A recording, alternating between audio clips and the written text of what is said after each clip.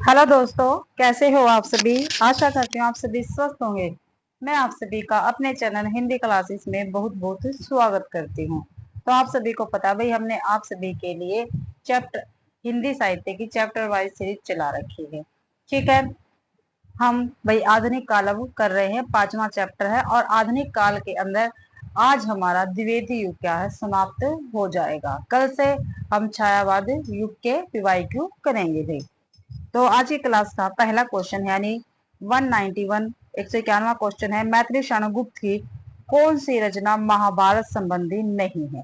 जो मैथिली शरणगुप्त जी हैं, इनकी कौन सी रचना ऐसी है जो महाभारत के संबंध में भाई नहीं है बताना है।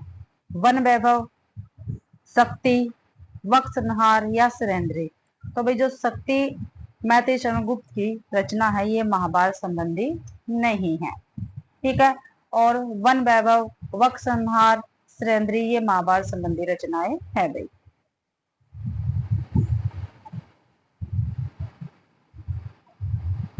ये तो मैंने आपको बता ही दिया है। अगला क्वेश्चन देखते हैं। हरियोधकृत, ठीक है, हरियोधकृत काव्योपवन का प्रकाशन वर्ष है। ठीक है, ये हरियोधकृत भाई काव्योपन पवन जो है, ठीक है, इसका प्रकाशन वर्ष हमें बताना है। ये इनका एक काव्य है। ठीक है, काव्योपवन तो 1907 है, 1899, 1909 है या 1917 है। तो काव्य पवन का प्रकाशन 1909 ईस्वी रहेगा। आंसर सी बिल्कुल ठीक है। हरियोधकृत काव्य पवन का प्रकाशन वर्ष 1909 ईस्वी है। हरियोध द्वारा रचित काव्य है। प्रिय प्रवास, पारिजात, वेदी वनवास, कृष्ण शतक, प्रेम प्रपंच, चौके चौपते, चुपते चौपते आदि भी। प्रिय प्रवास को खड़ी बोली हिंदी का प्रथम महाकाव्य माना जाता है। अगला क्वेश्चन है, किसके साहित्य को हम सरस्वती और इंदु में जिस प्रयोगात्मक रूप में देखते हैं वही उस साहित्य का असली रूप है। क्या भाई किसके साहित्य, भाई कौन सा ऐसा युग है जिसके साहित्य को हम सरस्वती और इंदु में जिस प्रयोगात्मक रूप में देखते हैं वही उस साहित्य का असली रूप है। तो भारतेंदु युग, द्विवेदी युग, छायावादी युग या आधुनिक युग। तो द्विवेदी युग हमारा बिल्कुल ठीक रहेगा, यानी बी आंसर अपना ठीक है। द्विवेदी युगीन द्विवेदी युगीन साहित्य को हम सरस्वती एवं इंदु में जिस प्रयोगात्मक रूप में देखते हैं वही उसका साहित्य का असली रूप है। ठीक है। और द्विवेदी युग की समय सीमा कितनी बताई गई, 1900 ईस्वी से लेकर 1918 ईस्वी तक। ये आपको ध्यान रखना है, इसकी समय सीमा द्विवेदी युग की भाई। सरस्वती पत्रिका का प्रकाशन सन 1900 ईस्वी में इलाहाबाद में हुआ था। जो सरस्वती पत्रिका थी इसका प्रकाशन 1900 ईस्वी में कहाँ पे हुआ था, इलाहाबाद में हुआ था, इलाहाबाद से हुआ था। सन 1903 ईस्वी में आचार्य महावीर प्रसाद द्विवेदी जी इसके ख्याति लब्ध संपादक हुए। ठीक है, 1903 में भाई जो महावीर प्रसाद द्विवेदी थे इसके संपादक बन गए थे, इसके सरस्वती पत्रिका के। द्विवेदी जी के मार्गदर्शक व प्रेरक व्यक्तित्व ने साहित्यिक व राष्ट्रीय चेतना को स्वर प्रदान किया। इंदु पत्रिका का प्रकाशन सन 1909 ईस्वी में हुआ था। और जो इंदु पत्रिका थी इसका प्रकाशन 1909 ईस्वी में हुआ था। और सरस्वती पत्रिका का प्रकाशन 1900 ईस्वी में हुआ था इलाहाबाद से। और इंदु पत्रिका का प्रकाशन 1909 ईस्वी में हुआ था। और कहाँ से हुआ था, वाराणसी से प्रारंभ हुआ था। अंबिका प्रसाद गुप्त, रूप नारायण पांडे, जयशंकर प्रसाद की आरंभिक रचनाओं को प्रकाशित करने का श्रेय इसी पत्रिका को जाता है। इन सभी की रचनाएं इंदु पत्रिका में छपी थी। यह एक मासिक पत्रिका थी। और जो इंदु पत्रिका ये क्या थी, एक मासिक पत्रिका थी।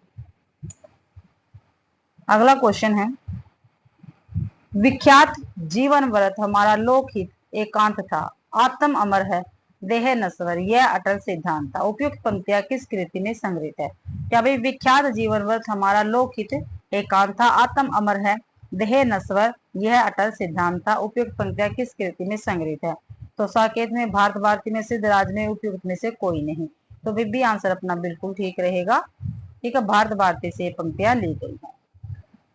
उपयुक्त पंक्तियां भारत भारती से संग्रहित है। सन 1912 ईस्वी में 1912 ईस्वी में रचित भारत भारती ग्रंथ के लेखक कौन है, मैथिली शरणगुप्त है। गुप्त जी को भारत भारती रचना की मूल प्रेरणा मुसद से हाली तथा ब्रज मोहन दत्तात्रेय के स्वीकृत भारत दर्पण पुस्तक से प्राप्त हुई थी। गुप्त जी को भारत भारती लिखने पर महात्मा गांधी ने राष्ट्रकवि की उपाधि दी थी।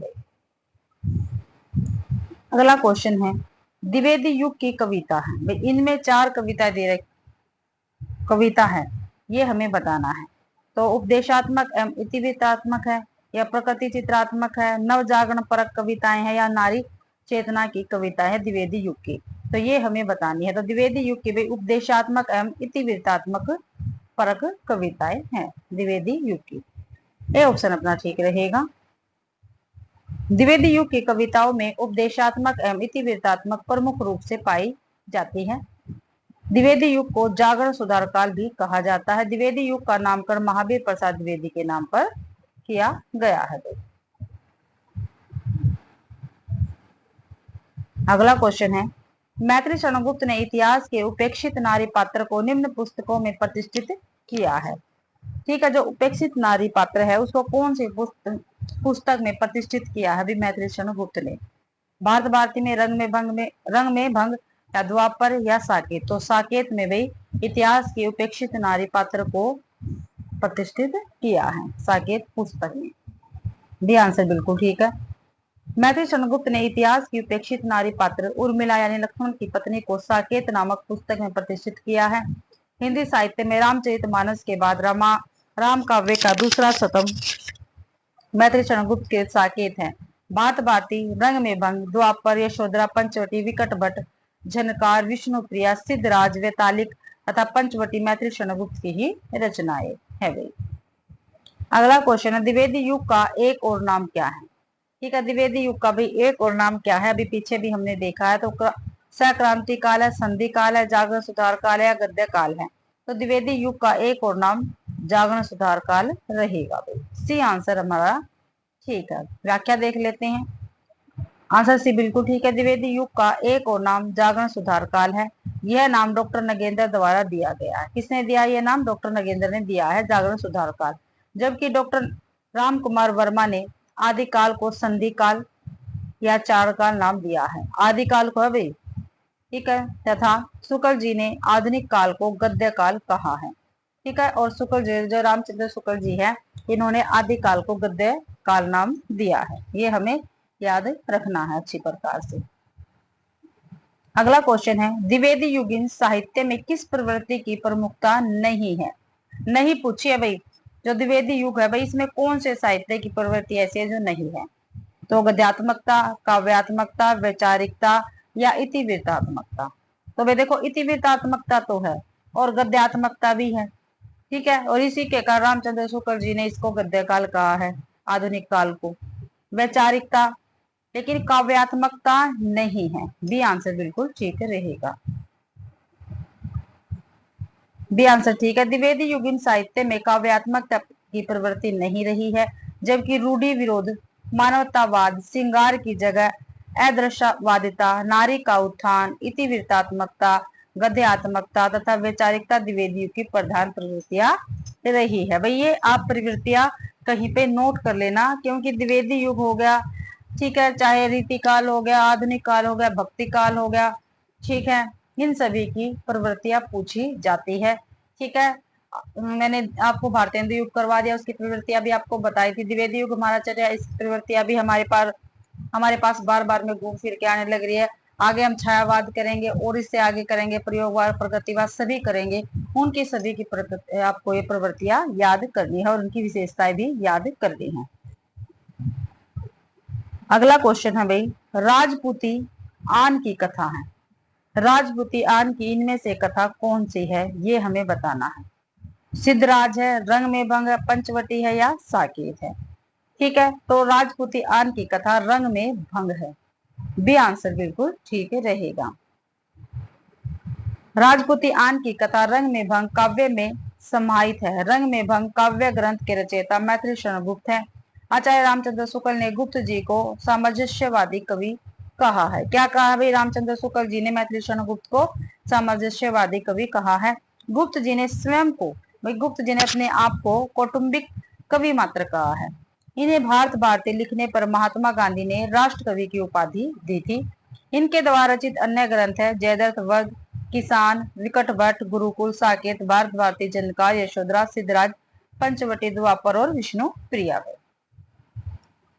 अगला क्वेश्चन है साकेत की कथा का मुख्य संबंध किसके चरित्र विकास से जुड़ा है?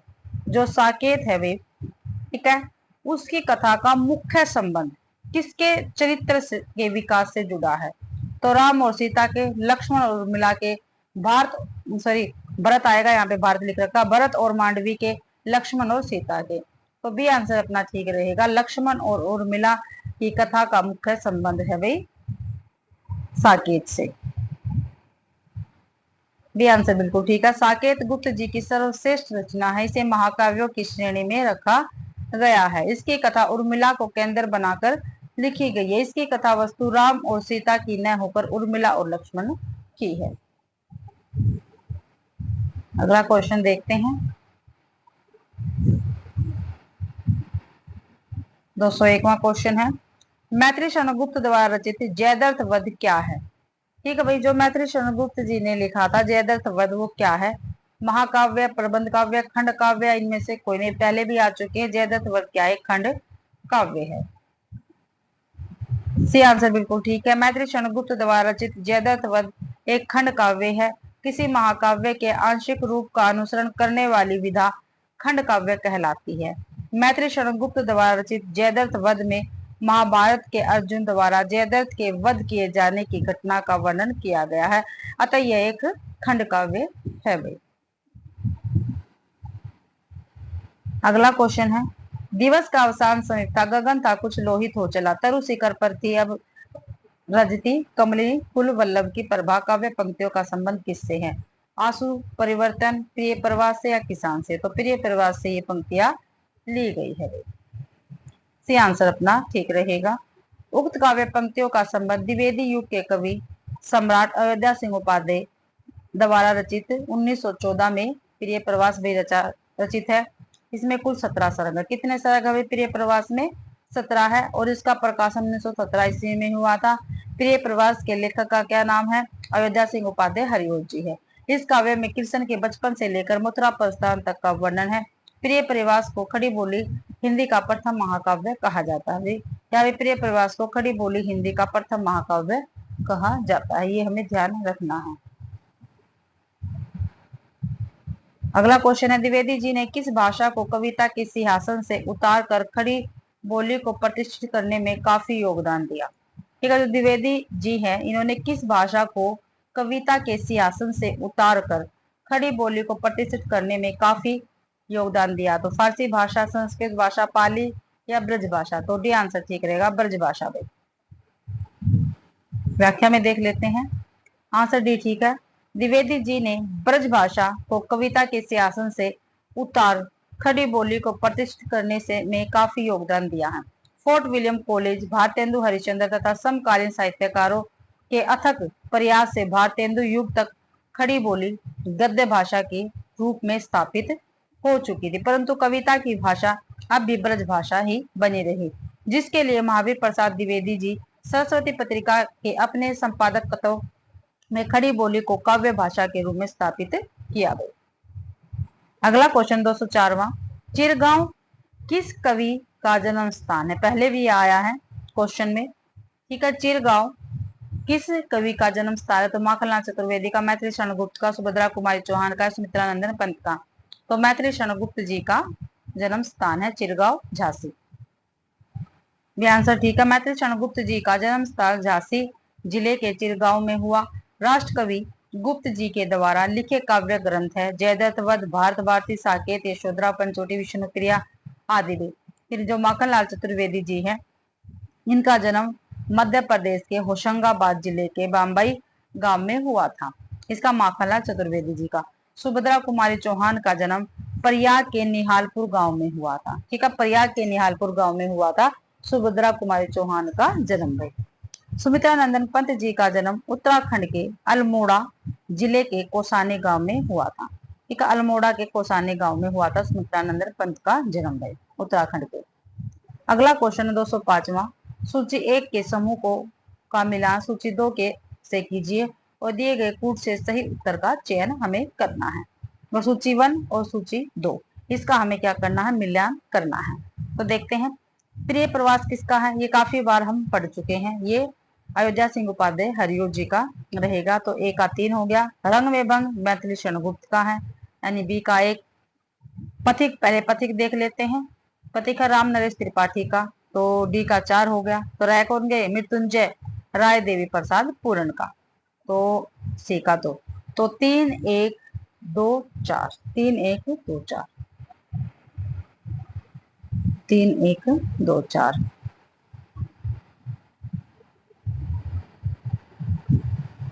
3 1 2 4, सी आंसर ठीक रहेगा। व्याख्या में देख लेते हैं। सी आंसर ठीक है। काव्य और कवि दे रखे हैं। प्रिय प्रवास हरिओ जी का, रंग में भंग मैत्री शरण गुप्त का, मृत्युंजय राय देवी प्रसाद पूर्ण का, पथिक राम नरेश त्रिपाठी का रहेगा। अगला क्वेश्चन है, रचना काल की दृष्टि से निम्नलिखित कृतियों का सही अनुक्रम बताना है हमें।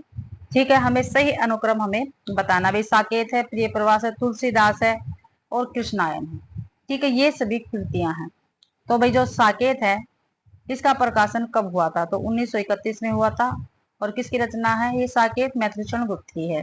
प्रिय प्रवास 1914 में। कितनी बार हम इसका प्रकाशन कर चुके हैं? ये अयोध्या सिंह उपाध्याय हरिओ जी का रहेगा काव्य। और जो तुलसीदास है ये 1938 ईस्वी में प्रकाशित हुआ था, और ये सूर्यकांत त्रिपाठी निराला द्वारा लिखा गया है। कृष्णायन ये 1943 ईस्वी में इसका प्रकाशन हुआ था, और द्वारका प्रसाद द्वारा इसकी रचना की गई है। तो ये हमारा क्रम रहेगा। तो सबसे पहले 1914 है, तो 1914 प्रिय प्रवास है। तो प्रिय प्रवास एक में ही है, ओनली बी में, तो इसलिए बी ऑप्शन ठीक है। प्रिय प्रवास सबसे पहले आएगा, फिर 1931 में साकेत आएगा, 1938 में तुलसीदास आएगा, फिर 1943 में कृष्णायन आएगा। बी आंसर अपना ठीक रहेगा। काव्य ग्रंथ, प्रकाशन वर्ष और रचनाकार देखते हैं।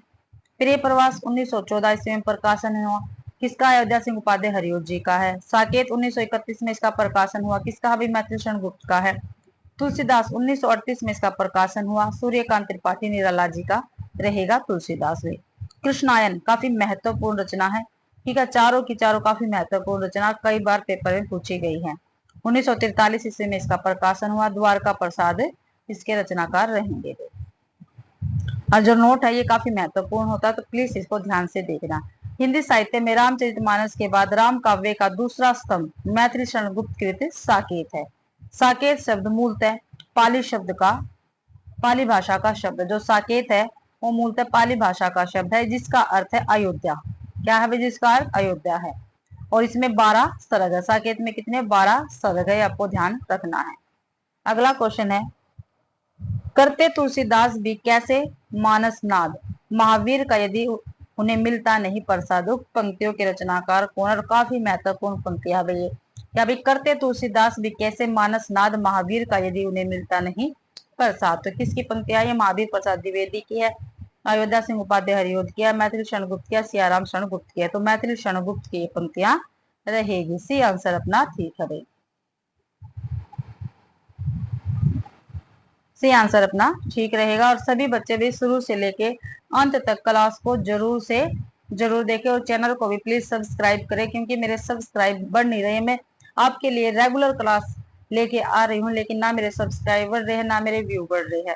तो प्लीज मेरी क्लास को शेयर भी करें और सब्सक्राइब भी करें चैनल को। सी आंसर ठीक है। उक्त पंक्तियों के रचनाकार राष्ट्र कवि मैथिली शरण गुप्त हैं। मैथिली शरण गुप्त की निम्न कृतियां हैं, भारत भारती, पंचवटी, जयद्रथ वध, साकेत, यशोधरा, झनकार, जय भारत, विष्णुप्रिया, द्वापर। तो ये भाई किसकी कृतियां हैं? ये मैथिली शरण गुप्त जी की रचनाएं रहेंगी। महावीर प्रसाद द्विवेदी की रचनाएं कौन सी है? काव्य मंजूषा है, सुमन कान्य, कुबज अबला, विलाप है। तो ये महावीर प्रसाद द्विवेदी की रचनाएं रहेंगी। अयोध्या सिंह उपाध्याय हरिओद की रचनाएं कौन कौन सी है? प्रिय प्रवास है, पद्य प्रसून है, चुपते चौपदे है, चोखे चौपते है, रस कलश है, वैदवी वनवास है। सियाराम शरण गुप्त की रचनाएं कौन सी है? अनाथ है, मौर्य विजय, विषाद, आदरा, पाथ्य, बाबू, मृणमे आदि है। अगला क्वेश्चन है, वैधी वनवास के लेखक कौन है? वैधी वनवास के लेखक कौन है ये हमें बताना है। तो मैथिली शरण गुप्त जी हैं, अयोध्या सिंह उपाध्याय हरिओदय, गया प्रसाद शुक्ल स्नेहिया, राम नरेश त्रिपाठी है। तो वैदिक वनवास के लेखक अयोध्या सिंह उपाध्याय हरिओं जी रहेंगे। बी आंसर अपना ठीक है। यहाँ पे देख लेते हैं व्याख्या। बी आंसर ठीक है। अयोध्या सिंह उपाध्याय हरिओं की रचना है भाई। और इनके अलग से रचनाएं देख लेते हैं। अयोध्या सिंह उपाध्याय की कौन कौन सी रचना? प्रिय प्रवास, पद्य प्रसून, चुपते चौपते, चौके चौपते, रस कलश, वैदिक वनवास आदि इनकी महत्वपूर्ण रचनाएं रहेंगी। अगला क्वेश्चन है, आधुनिक हिंदी कविता में अभी आधुनिक हिंदी कविता में द्विवेदी युग का काल सीमा कब तक माना जाता है? ठीक है, यानी द्विवेदी युग की हमें समय सीमा बतानी है, कितनी है, कब से कब तक मानी जाती है। ठीक है, तो मैंने पहले ही बताया 1900 से लेकर 1918 ईस्वी। डी आंसर अपना ठीक रहेगा। आधुनिक हिंदी कविता में द्विवेदी युग की काल सीमा सन 1900 ईस्वी से 1918 ईस्वी तक मानी जाती है। इस युग का नामकरण आचार्य महावीर प्रसाद द्विवेदी के नाम पर पड़ा। इस युग को जागरण सुधार काल नाम से भी जाना जाता है। मैथिली शरण गुप्त, अयोध्या सिंह उपाध्याय हरिओं, श्रीधर पाठक, गया प्रसाद शुक्ल स्नेही आदि इस काल के प्रमुख कवि है। अगला क्वेश्चन है, इनमें से कौन सा कवि द्विवेदी युग का है भाई? ठीक है, जो द्विवेदी युग का कवि है वो हमें बताना है। बद्री नारायण चौधरी प्रेमघन नहीं, राधा कृष्ण दास नहीं, जसवंत सिंह नहीं, गया प्रसाद शुक्ल स्नेही हमने ऊपर भी देखा है, ये द्विवेदी युग के कवि रहेंगे। डी आंसर अपना ठीक है। बद्री नारायण चौधरी प्रेमघन एवं राधा कृष्ण दास भारतेंदु युग के तथा गया प्रसाद शुक्ल स्नेही द्विवेदी युग के कवि है, जबकि जसवंत सिंह रीति काल के कवि है। इनका समय देख लेते हैं। बद्री नारायण चौधरी प्रेमघन का जन्म 1855 ईस्वी में हुआ और इनकी मृत्यु 1923 ईस्वी में हुई। राधा कृष्ण दास का जन्म 1865 ईस्वी में हुआ और 1907 में इनकी मृत्यु हुई और ये दोनों भारतेंदु युग के कवि है। गया प्रसाद शुक्ल स्नेही, इनका जन्म 1883 ईस्वी में हुआ, ठीक है, मृत्यु 1972 में हुआ। ये द्विवेदी युग के कवि है, गया प्रसाद शुक्ल स्नेही। जबकि जो जसवंत सिंह है, इनका जन्म 1626 ईस्वी में हुआ और मृत्यु 1688 ईस्वी में हुई। ये रीतिकाल के कवि है। अगला क्वेश्चन है, द्विवेदी युग के सर्वश्रेष्ठ पर गीतकार माने जाते हैं। भाई द्विवेदी युग के सर्वश्रेष्ठ पर गीतकार कौन से कवि माने जाते हैं, ये हमें बताना है। तो रूप नारायण पांडे, लोचन प्रसाद पांडे, मुकुटधर पांडे या इनमें से कोई नहीं। तो द्विवेदी युग के सर्वश्रेष्ठ पर गीतकार मुकुटधर पांडे माने जाते हैं। सी आंसर अपना ठीक रहेगा।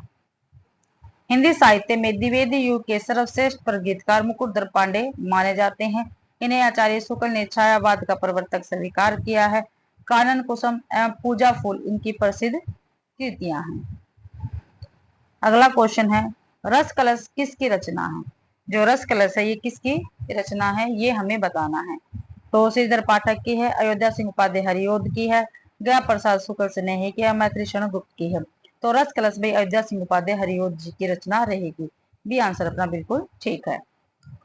काव्य और कवि देखते हैं। रस कलश अयोध्या सिंह उपाध्याय हरिओं की रचना है। गुणवंत हेमंत श्रीधर पाठक की है। भारत भारती मैथिली शरण गुप्त की है। प्रेम पंची से गया प्रसाद शुक्ल स्नेही की रचना रहेगी भाई। अगला क्वेश्चन है, मैथिली शरण गुप्त की प्रतिभा का विकास सर्वाधिक किस साहित्य रूप में देखने को मिला है? भाई जो द्विवेदी युग के कवि है मैथिली शरण गुप्त, भाई इनकी जो प्रतिभा है, ठीक है, उसका विकास सर्वाधिक किस साहित्य के किस रूप में देखने को मिला है हमें? नाटककार के रूप में, प्रबंधकार के रूप में, प्रगीतकार के रूप में या मुक्तकार के रूप में? तो भाई प्रबंधकार के रूप में साहित्य रूप में देखने को मिला है मैथिली शरण गुप्त का। व्याख्या में देख लेते हैं। बी आंसर ठीक रहेगा। मैथिली शरण गुप्त की प्रतिभा का विकास सर्वाधिक प्रबंधकार के रूप में हिंदी साहित्य में देखने को मिलता है। आधुनिक युग में प्रबंध काव्य की विलोपना परंपरा के संरक्षण मैथिली शरण गुप्त को माना जाता है। मैथिली शरण की रचनाएं निम्नवत हैं। कौन कौन सी है मैथिली शरण गुप्त की रचनाएं? रंग में भंग 1909 इसमें, जयदत्त वध 1910 में, किसान 1917 में, विकट वध 1929 में, गुरुकुल 1929 में, साकेत 1931 में, भात भारती 1912 में, झनकार 1929 में, फिर यशोधरा 1932 में भी, द्वापर 1936 में, जय भारत 1952 में, पंचवटी 1925 में, हिडिंबा आदि इनकी रचनाएं हैं मैथिली शरण गुप्त की। अगला क्वेश्चन, निम्नलिखित में से मैथिली शरण गुप्त की कौन सी रचना नायिका प्रधान नहीं है? भाई इनमें से मैथिली शरण गुप्त जो है उनकी एक ऐसी रचना है जो नायिका प्रधान नहीं है। यशोधरा है, साकेत में भी ठीक है, उर्मिला विष्णुप्रिया में भी है, लेकिन पंचवटी में नायिका प्रधान नहीं है। बी आंसर ठीक रहेगा। पंचवटी 1925 में प्रकाशित हुई, साकेत 1931 में, यशोधरा 1932 में तथा विष्णुप्रिया 1957 में प्रकाशित हुई थी। और ये सभी भाई द्विवेदी युगीन कवि मैथिली शरण गुप्त जी की रचनाएं हैं। यशोधरा में महात्मा गौतम बुद्ध की पत्नी यशोधरा का वर्णन नायिका के रूप में मिलता है। साकेत में लक्ष्मण की पत्नी उर्मिला का वर्णन नायिका के रूप में मिलता है तथा विष्णुप्रिया में पश्चिमी बंगाल के प्रसिद्ध संत चैतन्य महाप्रभु की पत्नी विष्णुप्रिया का नायिका के रूप में वर्णन किया गया है। जबकि पंचवटी नायक प्रधान रचना है जिसके नायक लक्ष्मण है। ठीक है, पंचवटी क्या है? एक नायक प्रधान रचना है और इसके नायक कौन है? लक्ष्मण है। अगला क्वेश्चन, रंग में भंग नामक काव्य कृति के रचयिता कौन है? तो कौन है भाई रंग में भंग का काव्य कृति के रचनाकार? तो मैथिली शरण गुप्त जी रहेंगे। काफी बार हम ये रचना कर चुके हैं। सी आंसर ठीक है। रंग में भंग नामक कृति में राजपुतानी आन बान की कथा है। क्या है भाई रंग में भंग में? राजपुतानी आन बान की कथा है रंग में भंग, जिसकी रचना राष्ट्र कवि मैथिली शरण गुप्त ने की है। उनकी अन्य कृतियां हैं साकेत, यशोधरा, किसान, सिद्धराज, पलासी का युद्ध, जयद्रथ वध और पंचवटी। अगला क्वेश्चन है, साकेत महाकाव्य का सर्वाधिक मार्मिक सर्ग कौन सा है? तो भाई षष्ठ, सप्तम, अष्टम या नवम? तो नवम सर्ग क्या है? सबसे मार्मिक सर्ग है। दी आंसर बिल्कुल ठीक है। साकेत महाकाव्य का सर्वाधिक मार्मिक नवम सर्ग है। यह राष्ट्र कवि मैथिली शरण गुप्त द्वारा रचित एक महाकाव्य है। तो साकेत है वो क्या है? एक महाकाव्य है।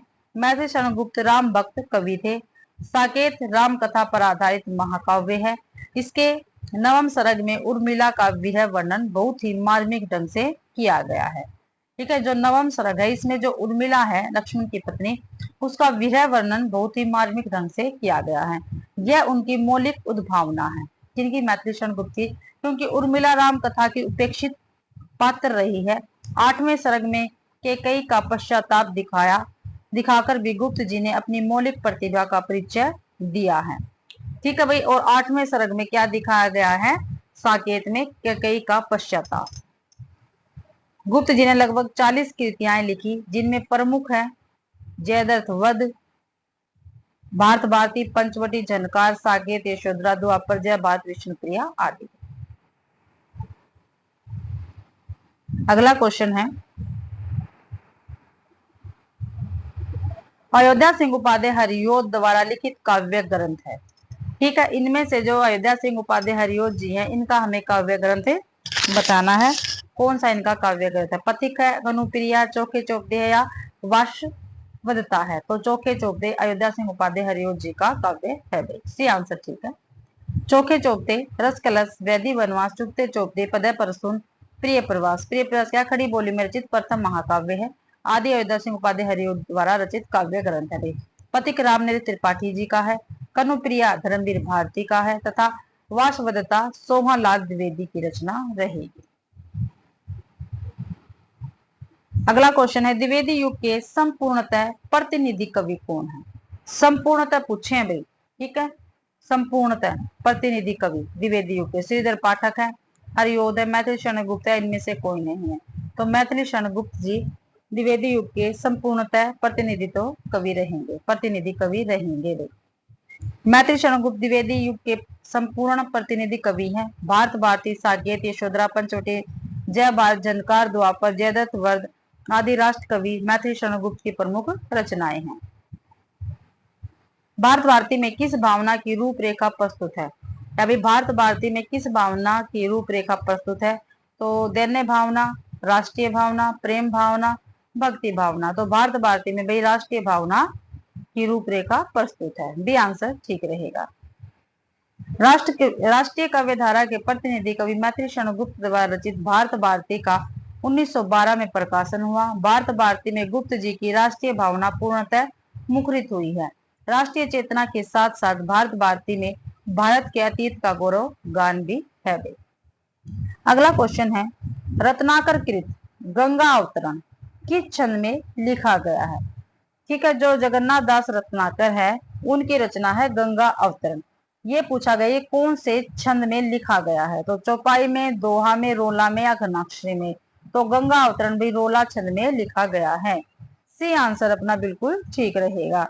द्विवेदी युग के ब्रज भाषा के कवि जगन्नाथ दास रत्नाकर ने गंगा अवतरण नामक काव्य ग्रंथ की रचना रोला छंद में की है।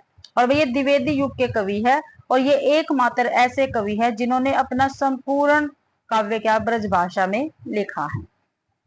इनकी अन्य रचनाएं हैं उद्धवस्तक, हरिश्चंद्र, हिंडोला, सिंगार, लहरी, कलकासी आदि। रत्नाकर जी ने अंग्रेजी विद्वान पोप के ऐसे ऑन क्रिटिसिज्म का रोला छंद में समालोचना दृश्य शीर्षक से क्या है अनुवाद किया है। ये भी काफी महत्वपूर्ण पॉइंट है, ये आपको ध्यान रखना है क्योंकि ये भी क्वेश्चन में हमने काफी बार कर लिया है। और भी जिस भी बच्चे ने ये जो मैंने आपके लिए हिंदी साहित्य की चैप्टर वाइज सीरीज चला रखी वो नहीं देखी तो मेरे चैनल पर मैंने प्लेलिस्ट बना रखी है, तो प्लीज आप वहां पे जाके ये क्लासें देख सकते हैं। और आपको हर रोज ये क्लासें प्रोवाइड होती हैं, तो प्लीज हर रोज क्लास को देखें भाई।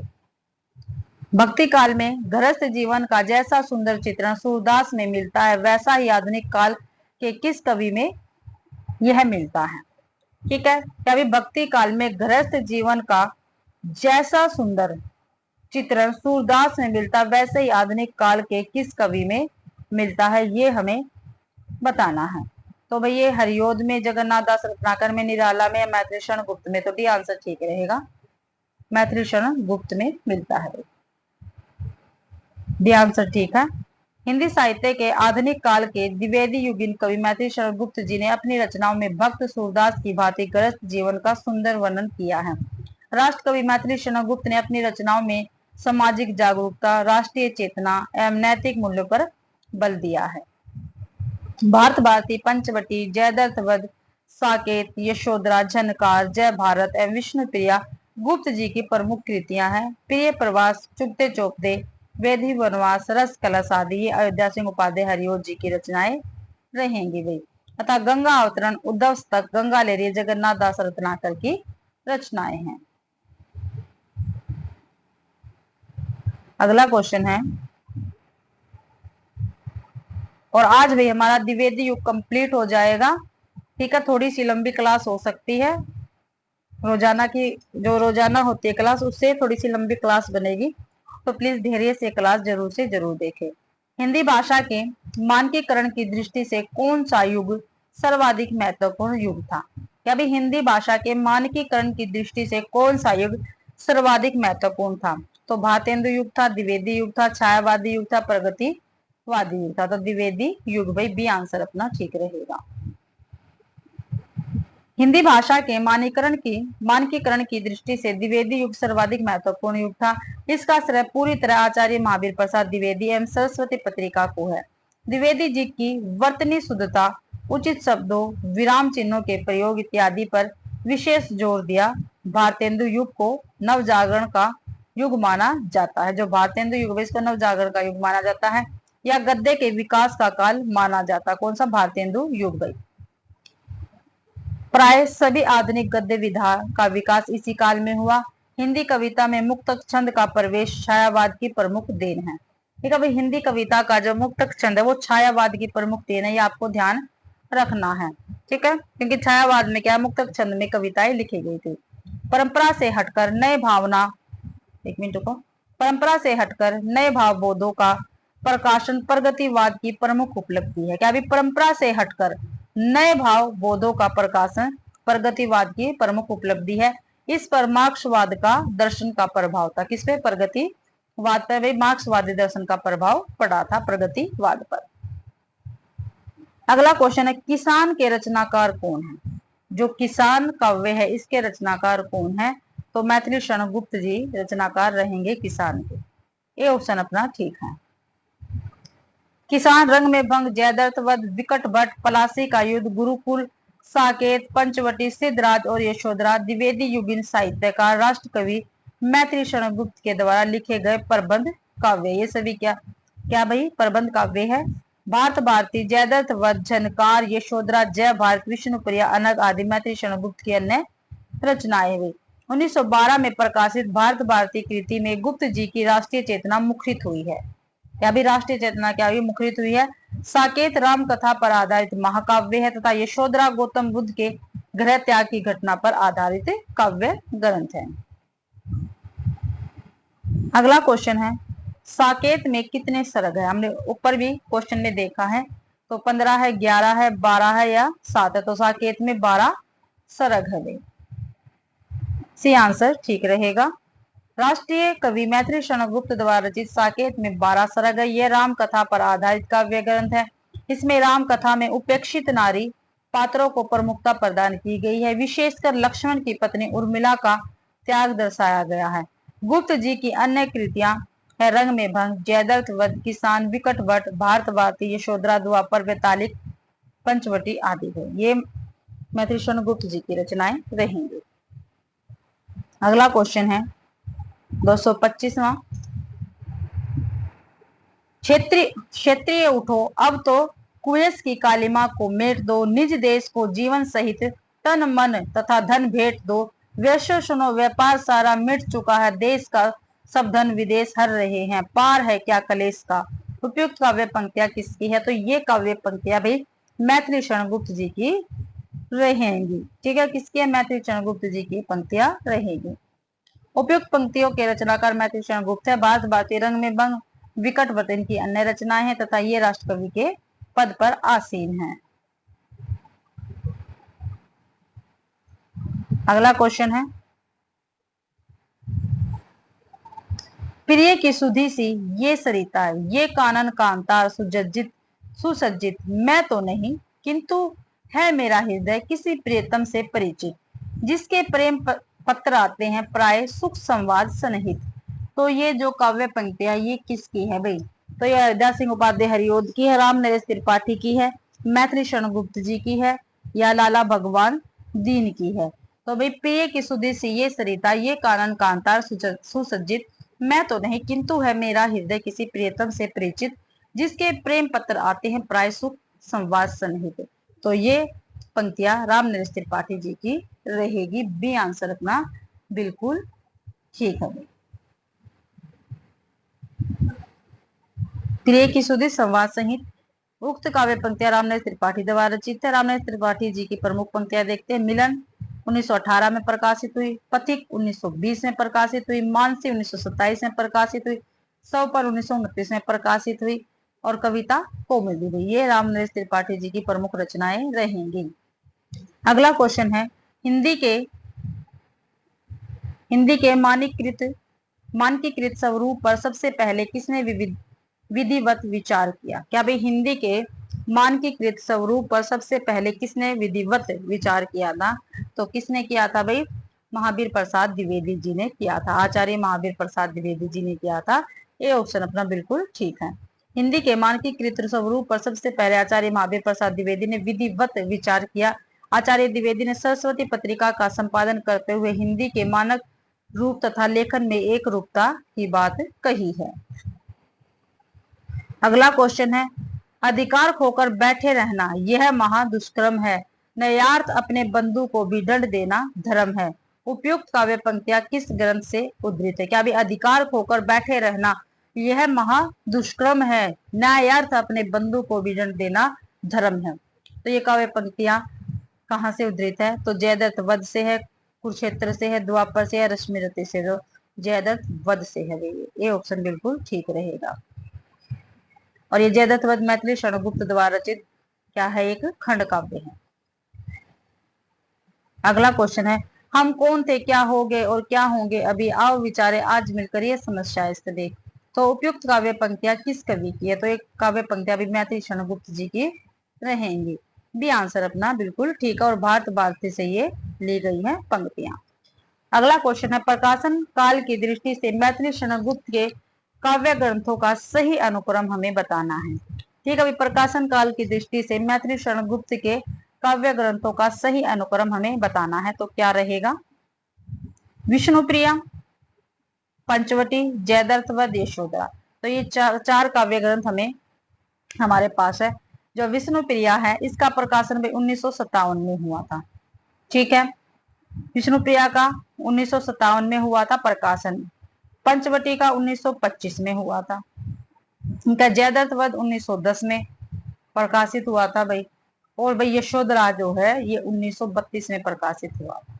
तो देख लेते हैं, यहीं से देख लेते हैं इनमें से है क्या। 1925 में 1910 में जयद्रथ वध ये रहा। फिर 1925 में आ गई भाई पंचवटी। ठीक है, फिर 1932 में यशोधरा, 1957 में विष्णुप्रिया। तो बी आंसर यहीं पे हमारा ठीक हो गया। आगे भी देख लेते हैं। वैसे व्याख्या में हम ये रहा रचना और इसका प्रकाशन वर्ष, भाई बी आंसर ठीक है। जयद्रथ वध 1910 में प्रकाशन हुआ, पंचवटी 1925 में प्रकाशन हुआ, यशोधरा 1932 में प्रकाशन हुआ भाई, विष्णु प्रिया का 1957 में प्रकाशन हुआ था। अगला क्वेश्चन है, निम्नलिखित में से कौन सी विशेषता द्विवेदी युगिन काव्य की नहीं है। नहीं पूछिए भाई, इनमें से जो चार विशेषता दे रखी है इनमें से द्विवेदी युग की विशेषता नहीं है, ये हमें बतानी है।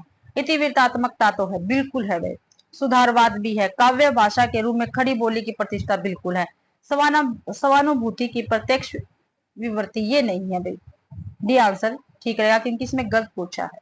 एक इतिवृत्तात्मकता भी, सुधारवाद भी है, काव्य के रूप में खड़ी बोली की प्रतिष्ठा भी द्विवेदी युग में ही हुई है। डी आंसर अपना ठीक है। द्विवेदी युगीन काव्य में समानुभूति की प्रत्यक्ष विवर्ती काव्य की विशेषता नहीं है, जबकि अन्य तीनों इस युग की विशेषताएं हैं।